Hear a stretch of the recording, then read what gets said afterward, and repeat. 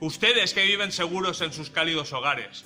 Ustedes que al volver a casa encuentran la comida caliente y rostros amigos. Pregúntense si es un hombre el que trabaja en el lodo, el que no conoce la paz, el que lucha por medio pan, el que muere por un sí o un no. Pregúntense si es una mujer la que no tiene cabello ni nombre, ni fuerza para recordarlo. Y si la mirada vacía y el regazo frío como una rana en invierno, piensen que esto ocurrió.